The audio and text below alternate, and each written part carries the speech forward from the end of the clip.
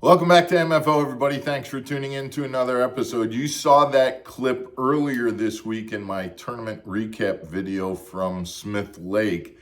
And today I want to cover a little bit more in depth about how we all need to be able to handle that issue of rising and falling water, especially as it relates to springtime fishing. So many lakes have drawdowns in the winter, they raise the water in the spring, then they gotta lower the water due to heavy rains and things like that. How do you deal with rising and falling water levels? Well, I can tell you I did some things perfectly right when the water was rising, and then I didn't adapt when the water was falling. We're going to talk about that in depth, show you some charts, and have you kind of get this in your head, just like me, so that it doesn't happen the next time you're in that situation. Stick around, guys. We'll be back right after this.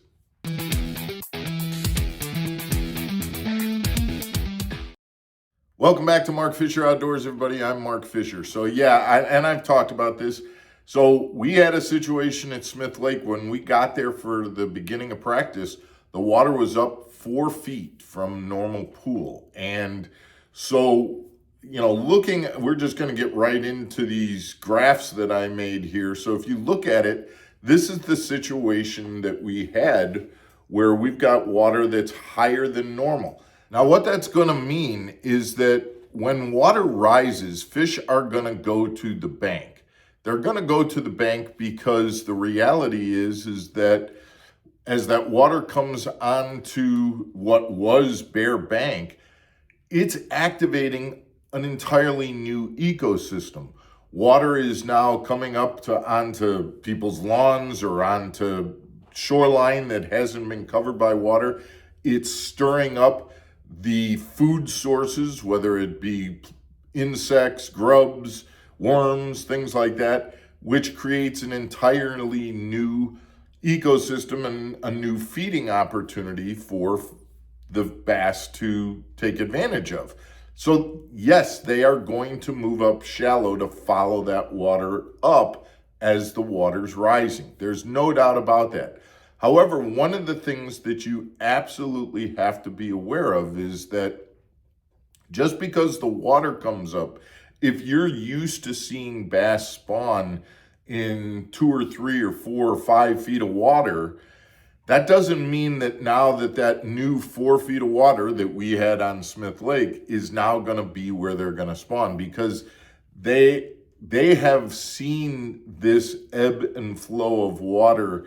They know that if they start to make beds in what is now 4 feet of water, that water is likely to disappear in a couple of weeks when the water gets drawn back down, and their beds will be completely obliterated.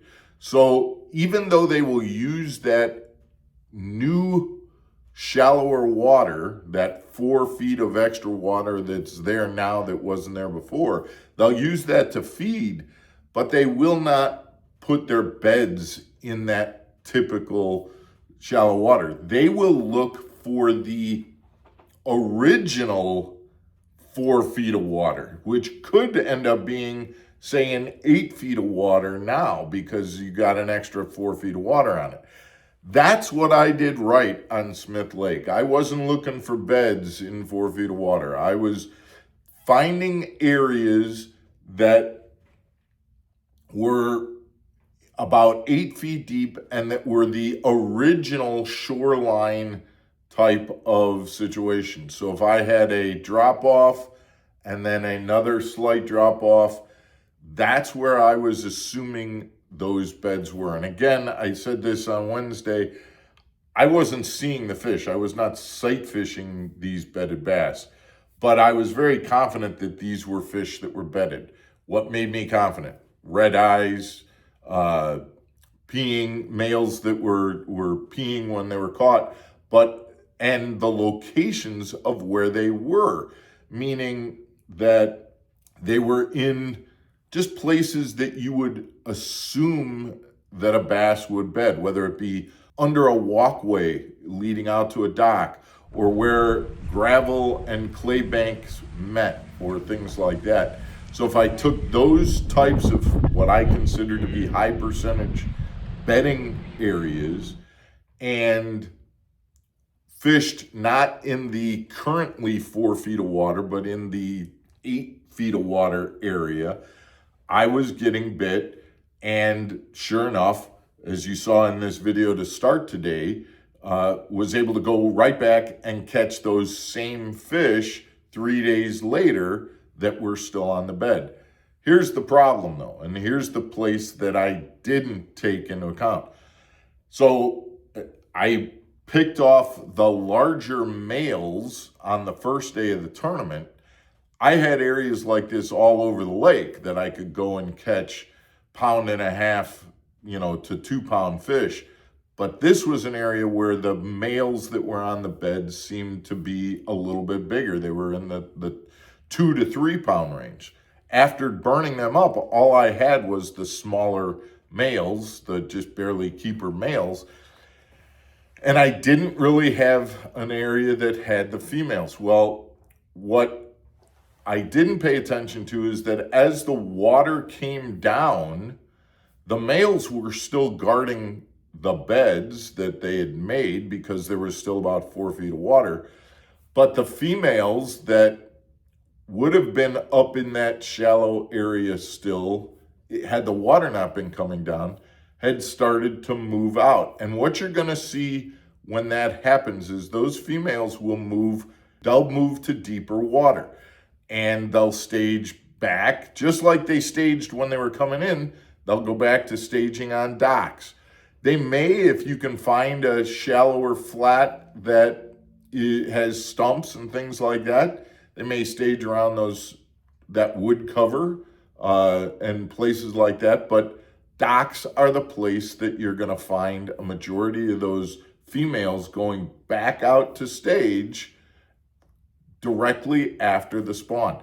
That's what I should have done differently on Smith Lake. Instead of continuing to focus on where the smaller males were still guarding beds, I should have started targeting docks that were just outside of those beds, but that were in deeper water.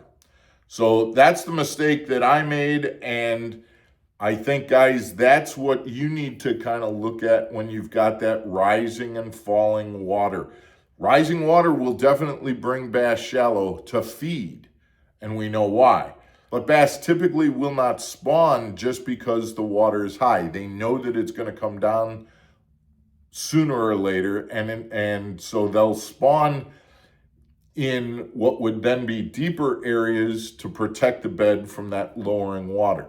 But as that water comes down, it's going to pull the fish off of the bank, and it's going to put them into areas where they know, regardless of how much it comes down, they're still going to be safe in that deeper water.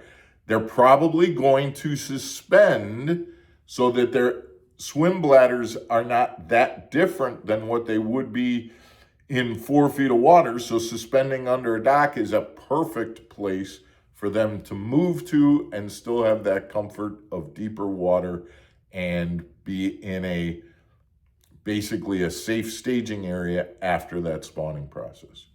So guys, I appreciate you tuning in. We hope that you have a great weekend, and we will see you again on Monday for another episode of Mark Fisher Outdoors. Take care, everybody.